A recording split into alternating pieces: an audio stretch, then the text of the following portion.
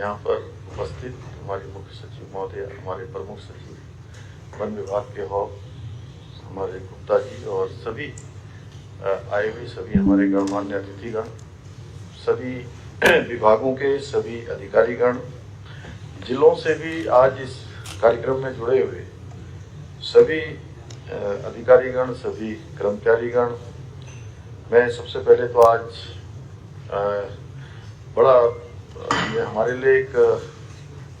मैं कहूँ कि ऐतिहासिक दिन भी है और आप सबकी उपस्थिति है। मैं आप सभी का अपनी ओर से स्वागत करता हूँ, सबका अभिनंदन करता हूँ। और आज का ये दिन हमारे लिए, ये उत्तराखंड के लिए नहीं बल्कि समूचे भारत के लिए और पूरे विश्व के लिए एक ऐतिहासिक दिन है। आज हमारा ये जो जीईपी ग्रॉस इन्वायरमेंट प्रोडक्ट सकल पर्यावरणीय उत्पाद का इंडेक्स तैयार कर इकोसिस्टम ग्रोथ का आकलन करने वाला हमारा भारत ही नहीं बल्कि विश्व का ये हमारा पहला ही राज्य होगा मेरे ख्याल से, इससे पहले किसी ने नहीं किया होगा। तो और अब जीडीपी की तर्ज पर जीईपी के आंकड़ों को भी हर वर्ष हम जारी कर पाएंगे। एक हमारी नई पहल है जो आने वाले समय में बहुत सारी चुनौतियां आज पूरे विश्व के समक्ष खड़ी हो रही हैं और उन चुनौतियों से कैसे हम सामना करेंगे, कैसे उससे समाधान निकालेंगे। मैं समझता हूं कि ये इस प्रकार का जो समीकरण आज यहाँ पर हम लोगों ने शुरू किया है ये बहुत कारगर सिद्ध होगा। ये आर्थिक विकास का एक ऐसा पैमाना होगा जिसमें जो अभी शिवम जी ने यहाँ पर प्रेजेंटेशन दिखाया था, जिसमें जल, जंगल, जमीन, हवा, इन सब का योगदान होगा और इसका सकल घरेलू उत्पाद यानी जीडीपी में उसकी जो हिस्सेदारी है वह भी तय की जाएगी। जीडीपी का आकलन होने पर अर्थव्यवस्था और पर्यावरण के बीच यानी कि इकोलॉजी और इकोनॉमी के बीच एक बेहतर सामंजस्य स्थापित होगा और निश्चित रूप से जहाँ हम उत्तराखंड जैसे राज्य में हैं तो यहाँ हमारे लिए जहाँ इकोलॉजी बहुत ज़रूरी है वहीं इकोनॉमी भी ज़रूरी है, विकास भी बहुत आवश्यक है। तो दोनों में संतुलन हो, दोनों एक साथ चलें तो इस प्रकार से ये व्यवस्था बहुत ही हमारे लिए कारगर होगी और जीपी इंडेक्स जारी करने का एक कदम प्रकृति एवं जलवायु संरक्षण की दिशा में एक मील का पत्थर साबित होगा। और इस इंडेक्स से निश्चित रूप से कहीं ना कहीं जो हमारी जागरूकता भी आएगी कि हमारे लिए आने वाले समय में पर्यावरण कितना मूल्यवान होगा और इसका संरक्षण, इसका संवर्धन करना कितना जरूरी होगा। जैसा अभी जैसे डॉक्टर अनिल जोशी जी अभी कह रहे थे कि जो इस बार हम लोगों ने पर्यावरण संरक्षण संवर्धन के लिए जल संचय और जल संवर्धन का जो कार्यक्रम शुरू किया है वह भी आने वाले समय में निश्चित रूप से हमारा किस प्रकार से जीईपी में हम योगदान रहा है यानी पर्यावरण के संरक्षण में योगदान रहा है वह भी हम सबके समक्ष आएगा। जीईपी इंडेक्स के जरिए ये पता चलेगा कि पर्यावरण संरक्षण में हम कितने कामयाब हुए, हमने क्या योगदान इसमें किया है। और इस इंडेक्स के मापदंडों की गणना से मिलने वाले परिणामों का जो एनालिसिस है, विश्लेषण है, उसको करके हम भविष्य में जो हमारे को पॉलिसी बनानी है, नीतियाँ बनानी है,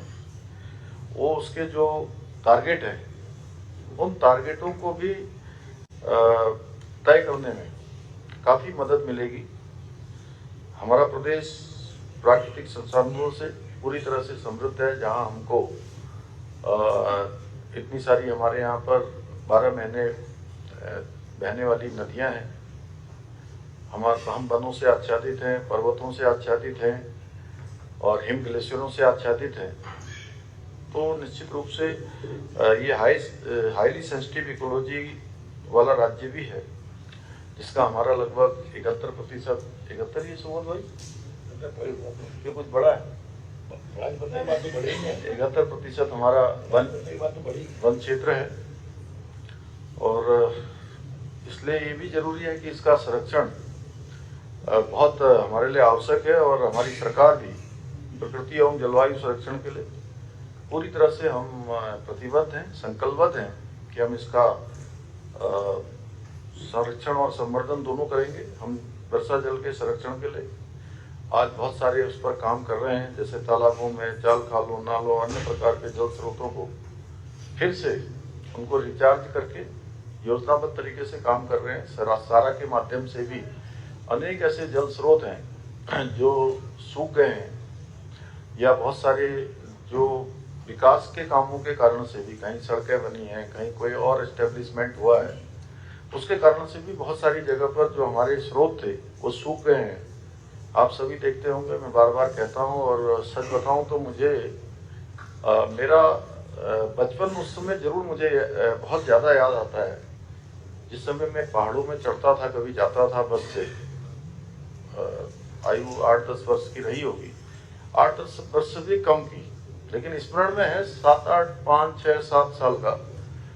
तो जहाँ जहाँ भी बस रुकती थी, किसी दुकान में या कोई खाने पीने का सामान होता था जहाँ पर लोग लेते थे, उसके आसपास कोई ना कोई धारा होता था, कोई ना कोई नौला आ रहा होता था। लोग जो है उसमें कोई गिलास में पानी या बाल्टी में पानी नहीं रखते थे, वो ऐसे हाथ से लगाते थे और पानी पीते थे।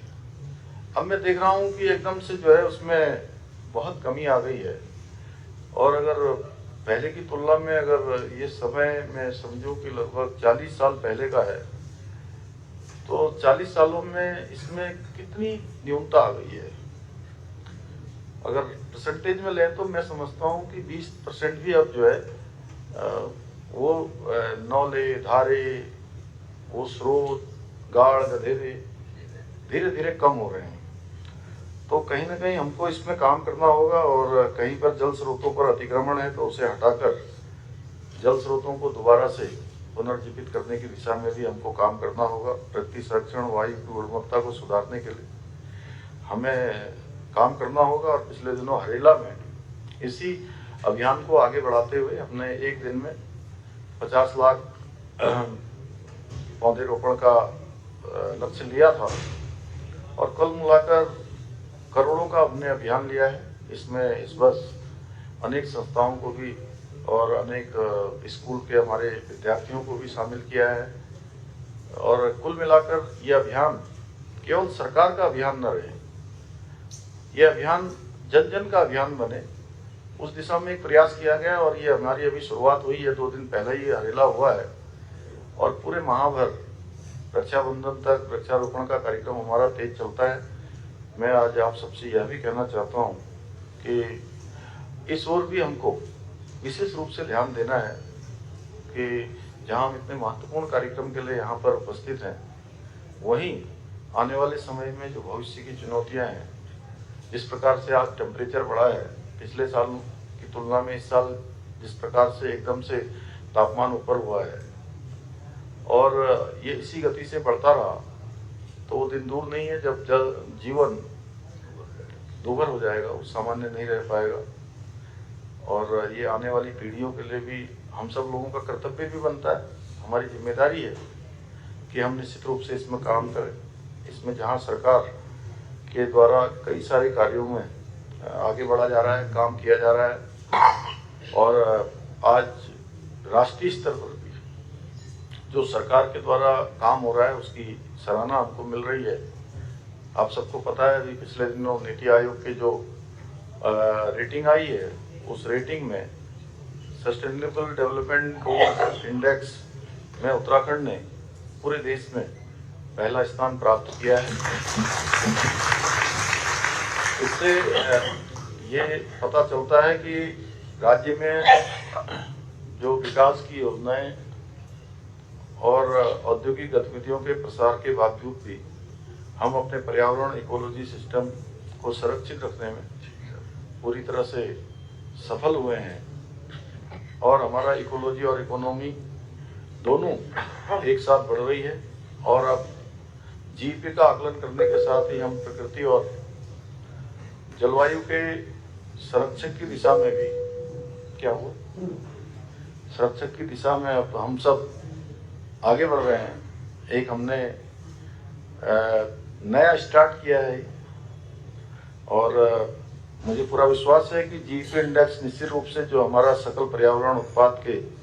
आकलन के लिए बहुत लाभकारी सिद्ध होगा तथा राज्य की जो पर्यावरणीय सेवाओं के आकलन में भी एक बहुत ही महत्वपूर्ण भूमिका निभाएगा।